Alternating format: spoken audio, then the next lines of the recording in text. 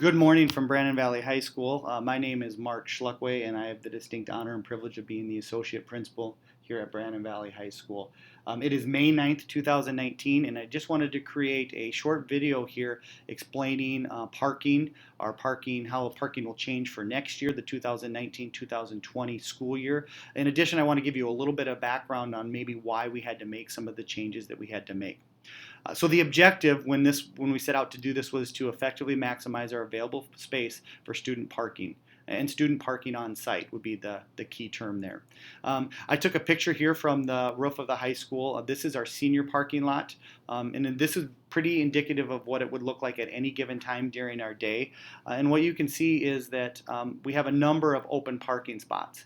And the reason for that is our past practice, since I've been here, has been to students can sign up for a parking permit and they get assigned a specific spot for the entire school year.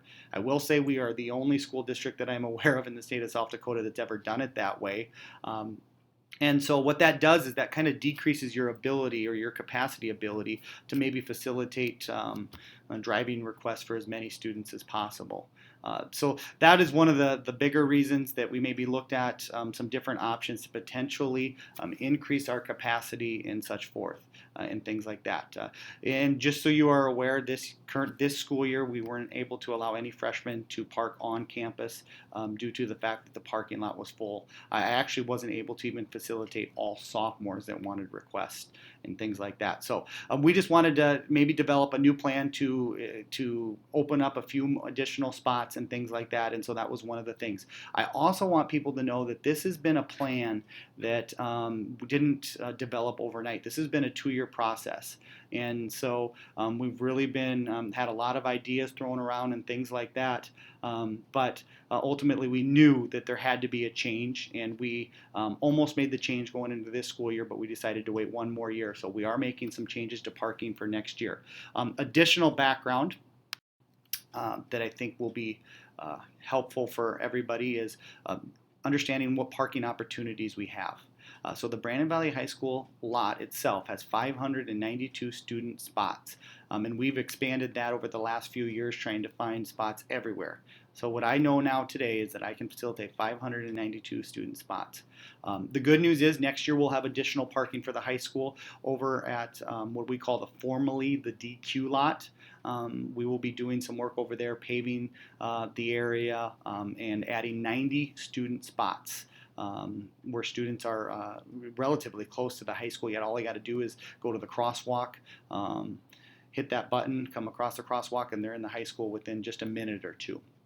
Other parking opportunities, students we've utilized in the past, Brandon Valley Middle School for students who have to drive. They just have to walk across the street and get to the high school. And then a number of our students, they utilize off-street parking. And off-street parking is fine, but we just ask students that park off-street is don't block mailboxes, obviously don't block fire hydrants, don't walk through yards. We want to be a good neighbor to those houses that surround us. And for the most part, I think our students are great and have abided by that. So those are kind of our parking options that we've had in the past. What I want everybody to understand, and I told the students yesterday during team when I was presenting this, is next year when we open the doors on that first day of school, we anticipate over 1,220 students that will walk through that door.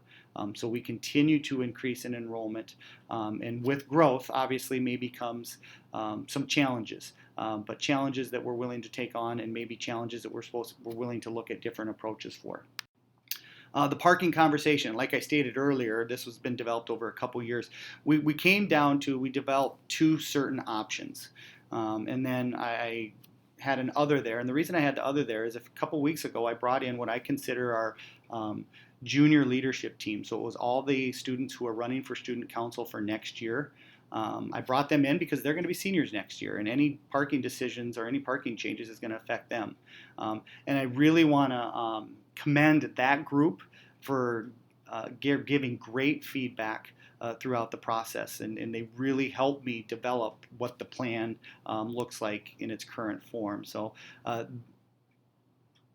the advice they gave, the suggestions they gave, the dialogue I thought was fantastic.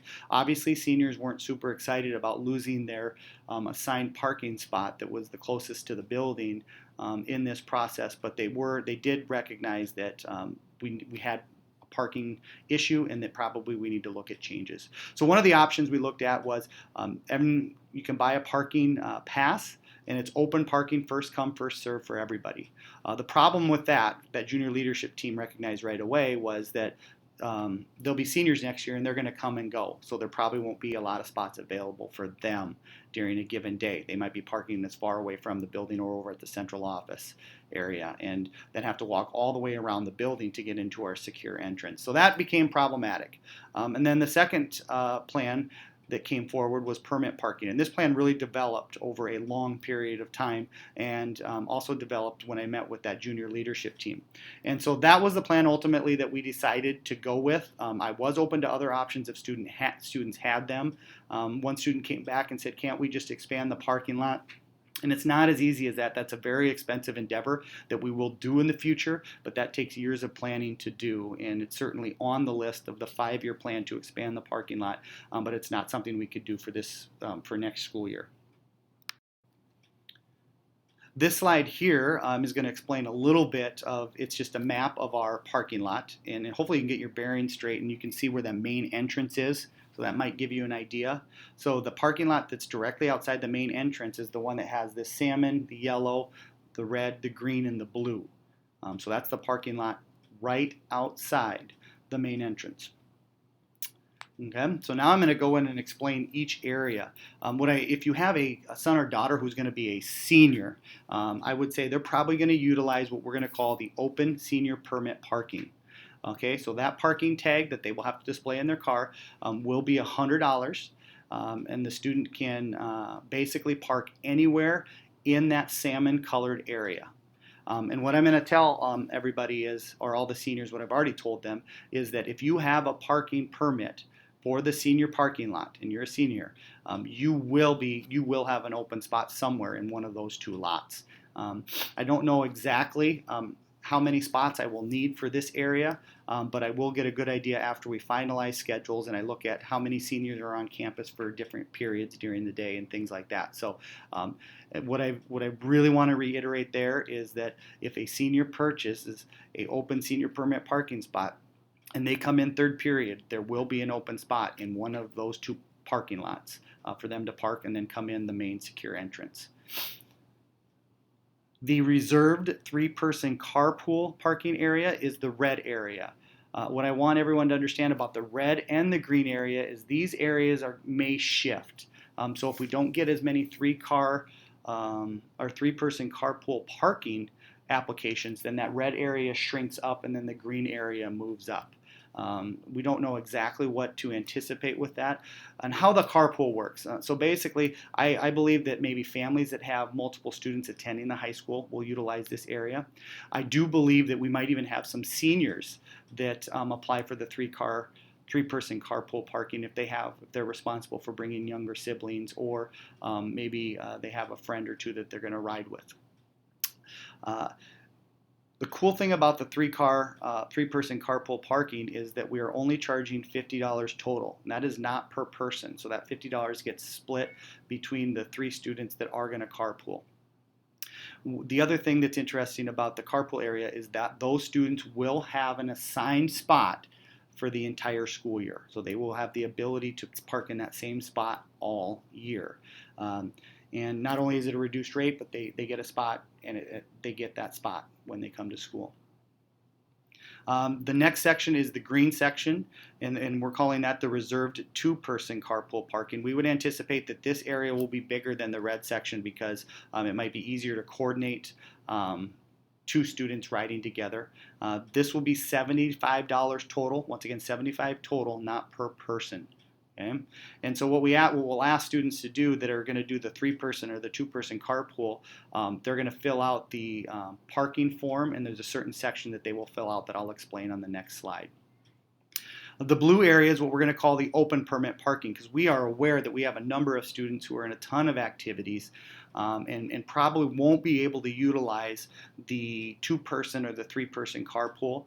But what we want those students to know is they will be able to park on campus or at the central office. So there will be enough. We will not sell more blue tags, the open permit parking.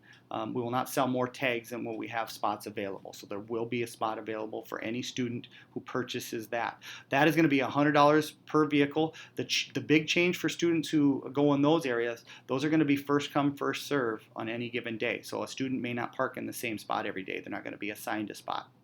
Okay. Once again, this blue area may shift up. So some of that green may become blue depending on how many permit applications I get for the two-person carpool and the three-person carpool.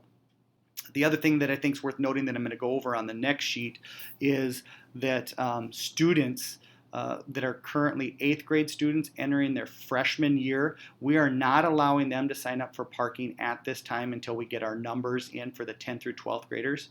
But if a current 8th grader is a sibling, has an older sibling that's in the high school, those students can participate in the two-person or three-person carpool. The question that came up yesterday that I found to be a little bit interesting is, well, what if I'm going to bring another freshman but they're not a relative? Well, at this time, we're not going to allow that person to be a part of the carpool, but you can certainly have whoever you want ride with you to school every day.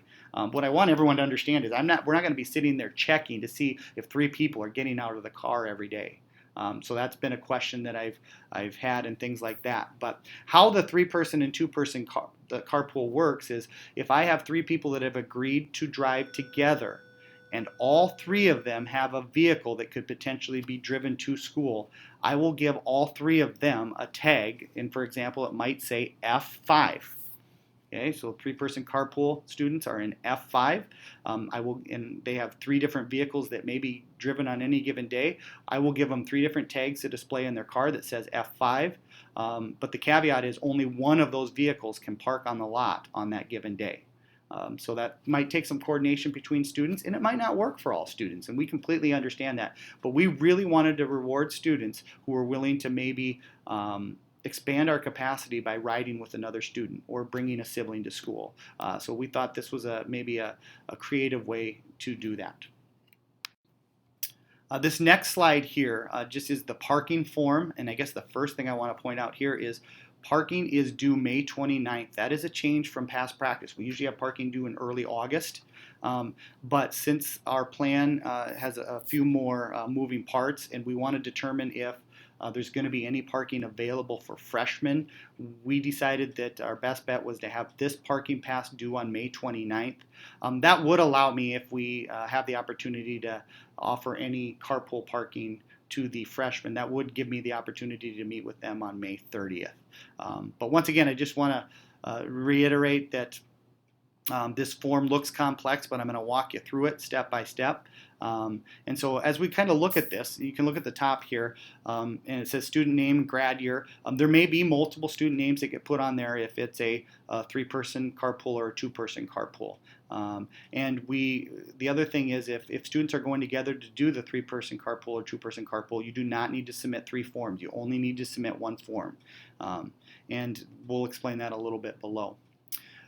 The top line here is the open senior parking. So any student that's going to be entering their senior year, they can utilize that open senior parking and just fill out the car, the color, then the license plate. The next line down, you can see students entering grades 10 through 12 can sign up for the reserved 3-person carpool. I helped a number of students late yesterday and answered questions, and they filled that out and helped them fill that out.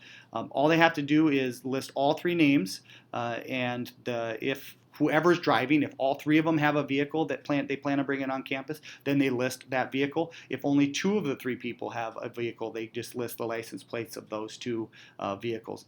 If there's only 1 person that has a vehicle and the other 2 are just going to ride with that 1 person every day, we love that, but they only need to put down the 1 license plate under the name of the student whose vehicle it is. Same is true for the next area. If you move down, the reserved 2-person carpool, there's 2 slots there. Once again, if 2 people are riding together and only one of them has a vehicle, then they only need to put down the license plate under the student that has that vehicle. I have noted here, freshmen with an older sibling, so next year's freshman with an older sibling in the high school, like I said before, can be included in the 3-person or 2-person carpool.